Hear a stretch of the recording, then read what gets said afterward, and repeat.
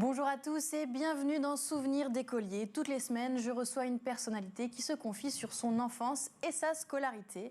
Et avec moi cette semaine, Barbara Cabrita. Bonjour Barbara. Bonjour Malika. Alors vous êtes comédienne mannequin, on vous a découvert au début des années 2000 et vous êtes depuis au casting de la série Sam sur TF1. Qu'est-ce qui vous a plu dans ce projet ? Le personnage, il m'a vraiment plu. Le fait d'incarner une prof, une prof un peu, très solaire, qui résout les problèmes, qui a aussi des envies d'éducation alternative. Voilà, ça m'a vraiment plu. D'autres projets à venir en 2022 ? Alors oui, la suite d'Escape, qui était sur W9, c'était un escape game qui partait en vrille, c'est un peu un thriller. On fait la suite parce que ça a marché, et ça c'est chouette. Ouais. Je suis passée à côté. Vous l'avez vu, je ne vais pas faire semblant. Non, mais ça a cartonné en fait parce que c'était la première fiction, la première création de W9 française. Ok. Et c'est super, c'est avec mon collègue de toujours, Lannick Gautry, avec qui j'ai tourné dans La Cage Dorée. Et ça a été tourné ou c'est... Ça a été tourné le premier volet, et là on tourne cet été le deuxième. Ouais, donc fin de l'année 2022, la diffusion. Ouais. Et il y aura Poulet Grillé aussi sur France Télévisions qui va sortir. Donc ça fait beaucoup de projets, oui. Mais là on fait un petit flashback. On revient dans votre enfance pour se remémorer vos souvenirs d'écolière. Ouais. Quel type d'élève étiez-vous ? J'étais, j'allais dire transparente, c'est non, mais c'est bizarre comme mot, le premier mot qui vient. Sort. Mais discrète. Ouais. Complètement discrète et avec une moyenne. C'était pas du tout égal, c'était assez extrême. J'avais des notes en sport et en langue super, et le reste était vraiment pas terrible. Mais je passais juste à chaque fois. À chaque fois la moyenne, puisque ça s'équilibrait. J'avais toujours au-dessus de 10. Donc une élève moyenne. Ouais, vraiment moyenne. Mais j'étais très scolaire, c'est très bizarre. En fait, vous étiez sage. J'étais sage, j'adore apprendre. Mais c'est vrai qu'à ce moment-là, j'étais pas très bien dans les classes, dans l'école et tout. J'étais pas. J'ai vécu. Maintenant, on met un mot dessus, le harcèlement scolaire. Et pourquoi vous étiez victime de harcèlement ? Enfin, comment ça se manifestait ? Alors, ça se manifestait par de l'humiliation dans la cour. Mais qu'est-ce qui prêtait chez vous Les vêtements, Donc c'est pour ça que j'étais très discrète. Je parlais pas beaucoup. Ouais, vous ne vouliez pas qu'on vous remarque. Ouais, du tout. Mais les vêtements en fait, on ne sait pas pourquoi les enfants sont pris pour cible à certains moments. Et vous n'aviez pas d'amis qui vous ont... J'avais un petit groupe de... C'est justement ça qui a été chouette à vivre. C'est que j'avais 3 copains. Ouais. Vraiment. Que des garçons. Oui, des garçons qui me protégeaient. Ils vont plus vous aider, normalement. Oui, mais eux-mêmes avaient leur bande. Donc, si vous voulez, c'était un petit peu en catimini, quoi. C'était, ils m'aimaient bien, ils voyaient que j'étais un peu en difficulté, donc de temps en temps, quand ça allait trop loin, ils me protégeaient. C'était tous les jours ? Ouais. Sur les vêtements. Du coup, mes notes, j'étais moyenne, alors que je voulais vraiment travailler, quoi. J'adorais apprendre, mais j'étais un peu perturbée par ça, je pense. Ça, c'était à Trappes ? Alors, à Trappes, non, j'ai vécu jusqu'à mes 7 ans à Trappes. Ouais, donc c'était plus tard ? Ouais, c'était après. Le harcèlement, c'est au collège ? C'était au collège. Ça a commencé au collège et au lycée. Ça a vraiment été 7 ans. Est-ce que vous pouvez quand même dire que vous avez eu une enfance heureuse ? Je ne pense pas. À cause de ça ? Pour être très sincère. Ouais. Bah oui. Ouais, vraiment. J'ai pas du tout de... Et alors, ce qui était très drôle, c'est que Sam a été tourné exactement dans la région dans laquelle j'ai vécu tout ça. Donc pour moi, ça a été très intéressant. Bah oui, ça a fait remonter toute cette scolarité, cette enfance et tout. Et je trouve que c'est intéressant aussi de se dire qu'on arrive totalement à se sortir de ça. Des violences qu'on peut subir des autres. Mais toutes ces années après ? Ouais. Donc ça met quand même du temps de... Parce que le harcèlement scolaire, c'est un vrai sujet maintenant. Ah oui, c'est pour ça, maintenant, on met vraiment un mot dessus. Mais à l'époque, on ne mettait pas de mots et on subissait, on ne comprenait pas. Vous aviez des frères, des sœurs ? J'avais une sœur, mais qui est partie de la maison au moment où, pour moi, ça a commencé. Et ensuite, j'ai un petit frère. Donc, en fait, j'étais vraiment dans ce... Et eux n'avaient aucun souci Non. C'est très étrange. Et le rôle de vos parents dans cette scolarité? Alors, ma mère a eu justement elle a tout fait pour que je puisse sortir de ça. Elle m'a changé de lycée, je lui ai demandé. D'accord. Puisqu'à la fin des 4 années de collège, c'était horrible, j'étais destinée à aller à un lycée en particulier. Donc on change d'établissement. Et donc je lui ai dit, je t'en supplie, je ne veux pas les retrouver dans ce lycée. Donc en fait, je suis allée au lycée de Rambouillet, qui était à 1 heure de bus. Oui, donc ça faisait des journées très longues, j'imagine. Ouais. Et là-bas, j'ai vécu la même chose. Mais comment ça se fait? C'était chakra, je ne sais pas ce qui m'est arrivé, karma, j'en sais rien. Je devais apprendre quelque chose sur ça. Je ne sais pas du tout ce qui s'est passé. Et donc, pendant 1 an, j'ai vécu ça. Et je me suis dit, bon, bah non, là, je vais retourner au premier lycée. Peut-être qu'entre-temps, ils m'ont oublié. Et alors? Figurez-vous que la fille et le groupe de filles qui me faisaient ça au lycée de Rambouillet a fait pareil que moi. Donc, ils sont aussi allés au lycée, à l'autre lycée. Alors que les autres, vous avez oublié? Ouais. Et là, en fait, ça a été l'apothéose des difficultés pour moi. Je passais mes récrés dans les toilettes pour passer le temps. Et puis, c'était à l'époque aussi où j'avais commencé à faire des photos. Ouais. Vous aviez commencé le mannequinat? J'avais commencé à faire des photos. Et du coup, ça circulait. Il y avait beaucoup... Là, pour le coup, il y avait beaucoup de moqueries par rapport à ça. Mais pourquoi? Jalousie, plutôt. Peut-être. Je m'en souviendrai toujours. J'avais fait un jour la couverture d'Hockey Podium avec Franck des To Be Free. Oh, la classe!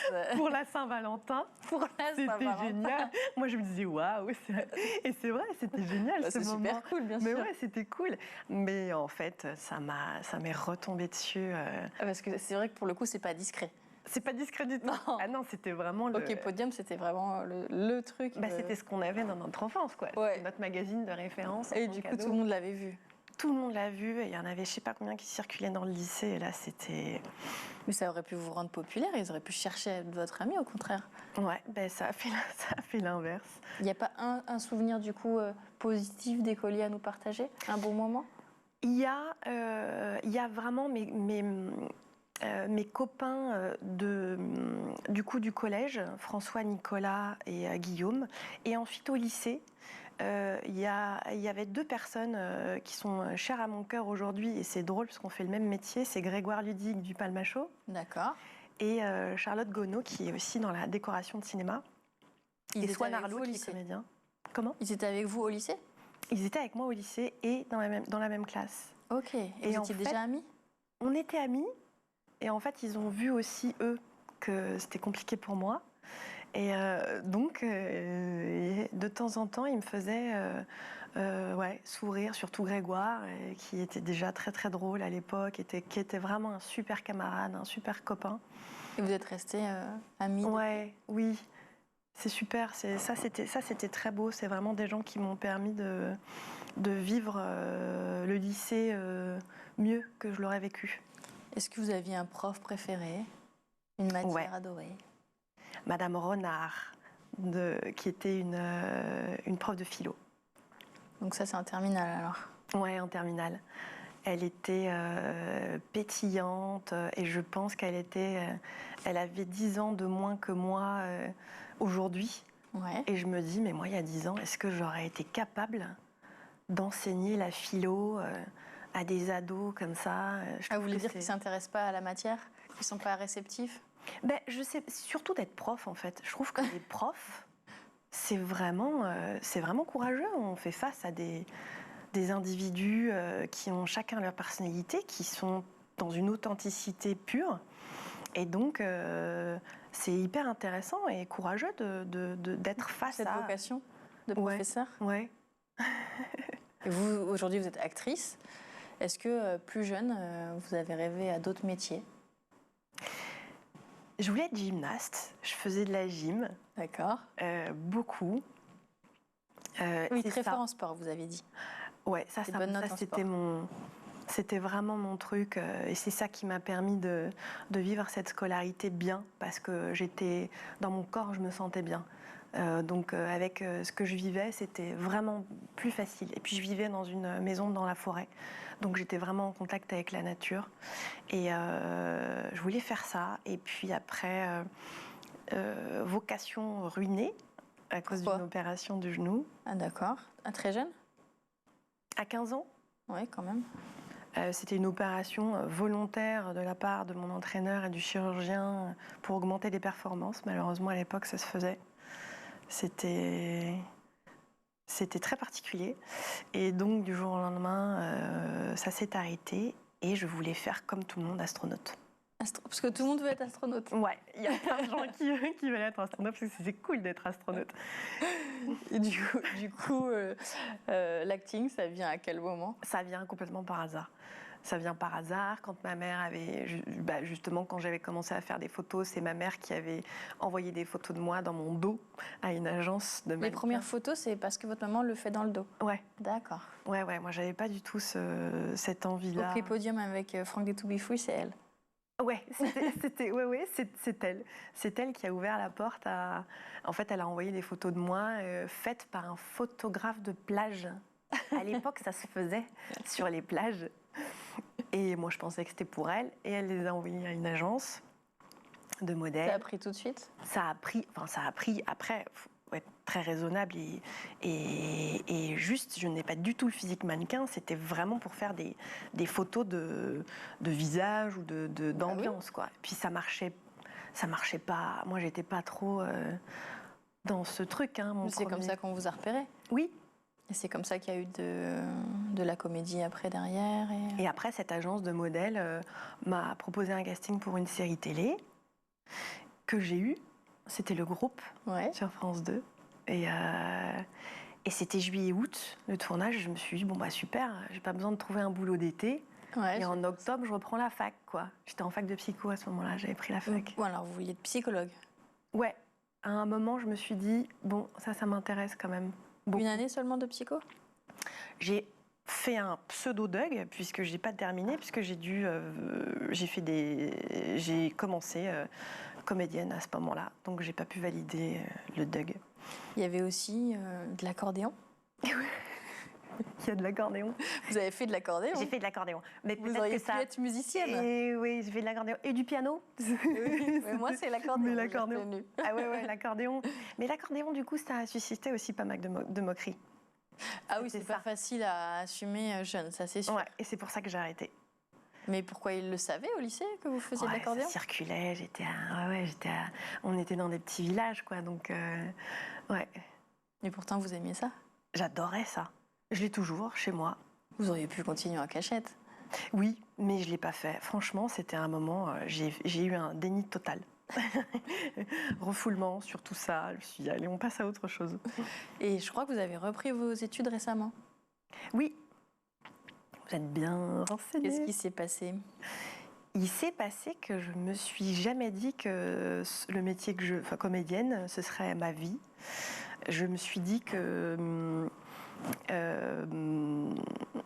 quand j'avais 19 ans et que j'ai fait ces études en psycho et que j'ai commencé à être comédienne, ça m'a pas forcément plu d'être comédienne. J'ai pas forcément aimé, voilà, j'étais très cadrée, très tout ça, et le côté un peu saltimbanque, ça me perturbait un peu. Ouais. Et je me suis toujours dit, tous les ans qui passaient, je me suis dit en octobre, je reprends la fac. Vraiment, faut arrêter maintenant, on va faire des vraies études. Et donc 10 ans plus tard... Ça a mis 10 ans à la réelle pour retourner. Je me suis dit que j'avais vraiment envie de faire autre chose. Et vous êtes diplômée? Oui, en anthropologie. Donc ça veut dire un jour, vous pourriez être anthropologue? J'adorerais. Après, il faut combien de temps? Comment? Combien de temps d'études vous avez eu? C'était 3 ans. Ok. Une licence, et après, il faut quand même faire un master 1, master 2. Il faudrait encore les reprendre? Oui, je pense. Ce serait bien d'aller jusque-là. Et comment vous arriviez à trouver le temps entre les tournages et aller à la fac? Eh ben, j'avais demandé tout mon mardi de libre. À cette époque, j'étais sur RIS Police Scientifique sur TF1. Ouais. J'avais demandé mon mardi pour pouvoir faire 9h, 21h de cours. C'était à Saint-Denis, à Jean-Rouch. Je prenais mon scooter, j'y allais. Et à chaque fois que j'avais terminé le tournage, peut-être vers 17h, je filais, je faisais 18h, 21h, et ainsi de suite. Et je rattrapais les cours, les week-ends. C'est impressionnant quand même. Mais c'est, en fait, quand c'est une passion, honnêtement, enfin, moi, ça m'a fait beaucoup de bien. Et c'est vrai que c'était un rythme soutenu, mais c'était chouette. Donc on l'a dit, maintenant vous êtes prof de français dans SAM. Donc l'école d'aujourd'hui, ça vous parle un petit peu. Est-ce que j'imagine que pour interpréter ce rôle, vous avez peut-être dû vous renseigner sur ce qui se fait aujourd'hui à l'école en jouant dans SAM? Oui, beaucoup. Surtout que Félicia, c'est un personnage qui a des vocations d'éducation alternative. Et moi, ça me plaît beaucoup, ça. C'est aller vers une ouverture différente et une considération de l'enfant qui est autre. Justement, prendre en compte l'être humain et ses besoins. Et c'est vrai que le fait de développer toutes ces écoles alternatives, je trouve que c'est vraiment intéressant pourquoi pas un jour, au sein d'un même établissement, d'avoir toutes ces méthodes-là qui soient un petit peu mélangées. Pas de créer forcément une école juste de méthodes alternatives, de les imbriquer dans le fonctionnement actuel. Oui, en fait, de faire un mélange, de voir ce qui correspond le mieux à l'enfant. Quel regard vous portez sur le métier de professeur aujourd'hui ? Je trouve que c'est très difficile, hein, vraiment, pour les avoir vus, pour avoir en plus eu beaucoup de messages personnels, soit des ados, soit des profs, après la diffusion de SAM. Ouais, vraiment. Ça a été très touchant pour moi parce que plein de profs ont dit que c'était super d'avoir entre guillemets un exemple comme ça de comment on gère une classe ou alors une école ou même des problèmes personnels et aussi des enfants, des ados qui sont très mal dans leur peau et je les admire beaucoup parce que je pense qu'ils sont un peu paumés, mais enfants comme profs. Les profs aussi sont paumés. Ouais, en tout cas, c'est ce que j'ai ressenti parce qu'ils font leur maximum, ils donnent une énergie de dingue. Et c'est vrai qu'en face, il y a des personnalités très fortes, il y a des contextes familiaux qui sont très délicats. Il y a aussi, en plus là, avec le Covid et tout ce qui s'est passé, il y a eu un bon bordel. Hein. Ah oui, exactement, un bon bordel. Mais je pense que c'est intéressant aussi ce bon bordel qui est arrivé pour remettre un peu les choses au clair. Est-ce que vous trouvez que ça a beaucoup changé par rapport à l'époque où vous alliez à l'école ? J'ai pas l'impression. J'ai pas l'impression. Je trouve que ce qui a beaucoup changé en dehors du système scolaire, c'est les réseaux sociaux. Ouais. C'est ce que tout le monde dit. Et là, on est dans une difficulté qui est c'est délicat, c'est compliqué, je pense, pour un enfant de s'identifier à qui il est. Il sait plus trop, quoi. Il y a une vraie difficulté, donc ça, c'est sûr qu'on rajoute. Pour le harcèlement scolaire dont vous parliez, c'est catastrophique aussi. Ouais, ça déjà à l'époque, quand on était harcelé. C'est ce que tout le monde dit, hein, ça s'arrêtait à la maison et au moins... et là, il n'y a plus de barrière. Il n'y a plus rien. Et en plus, il n'y a plus de barrière, vraiment, là, c'est mondial. C'est mondial, on n'est plus dans un rayonnement entre les copains, le collège et le lycée. On est vraiment dans un rayonnement qui est planétaire, donc c'est très compliqué. L'école de demain, pour vous, c'est quoi ?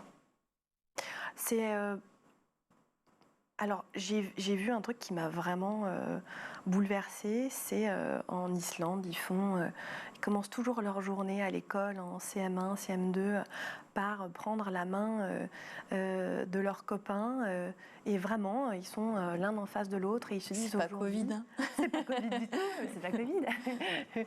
À se dire, voilà Malika, aujourd'hui je trouve que tu as un très grand cœur. Et ils se font des compliments. Ils se font des compliments. Et donc, en retour, un compliment. Et donc, on commence la journée comme ça. Et je trouve que c'est vraiment quelque chose de... On parle de bienveillance, mais... C'est carrément de l'amour, en fait. C'est carrément de l'amour. Et je pense que c'est l'école de demain, pour moi, c'est l'amour, c'est le respect d'un individu qui est certes en apprentissage de la vie, de plein de choses, et de le prendre en compte tel qu'il est, et de lui apporter cet amour et ce qui lui convient à lui, Pour moi, c'est ça l'école de demain. Donc ça veut dire qu'il faut apprendre à vivre ensemble, en fait. Ouais, apprendre à vivre ensemble, changer vraiment un système qui est peut-être un peu encrassé, et du coup le nettoyer, le purifier et permettre à toutes ces méthodes alternatives de se compléter, pourquoi pas. Et pourquoi pas chaque année demander à l'élève, est-ce que ce que tu as vécu cette année, ça te correspond? Plus s'intéresser à ce qu'ils sont en train de vivre, en fait. Plus le questionner. Ouais, plus le questionner. Sur son état, sur sa manière de vivre les choses. Ouais, vraiment, le considérer comme un être humain et lui dire, est-ce que là, ça t'a convenu? Qu'est-ce qui te correspond maintenant? Est-ce que tu penses que ça te correspondrait mieux dans un cadre, personnaliser, finalement. Ouais. Juste les choses. Oui. J'ai remarqué que c'était vraiment quelque chose qui fonctionnait même par rapport aux parents.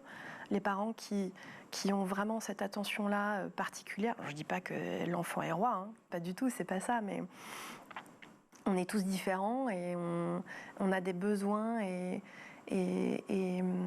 on a des besoins, des expériences à vivre différentes. Et éveiller les enfants aux enjeux de l'environnement? Oui, bien sûr. Je pense. Moi, je vois ma nièce, elle est à l'école de la forêt. C'est super beau, quoi.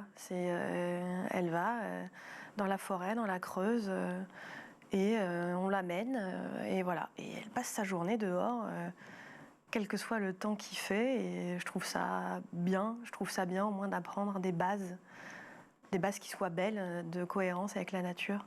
Et l'égalité homme-femme? Ouais, bien sûr. Et ça, pour moi, ça a l'air d'être une évidence et naturelle, quoi. Il y a pas. Et vous trouvez que c'est le cas dans l'école aujourd'hui?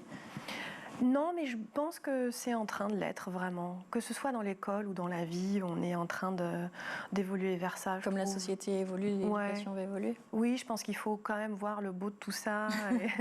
Et je crois que la Covid, ça a été un bouleversement de prise de conscience et de réveil commun. Après, chacun fait ce qu'il peut avec ce qu'il a, mais... C'est déjà la fin de cette émission. Merci. Merci beaucoup, Barbara, d'avoir partagé avec nous tous ces souvenirs. Je vous retrouve la semaine prochaine pour un nouveau numéro de Souvenirs d'écoliers sur School TV. À bientôt.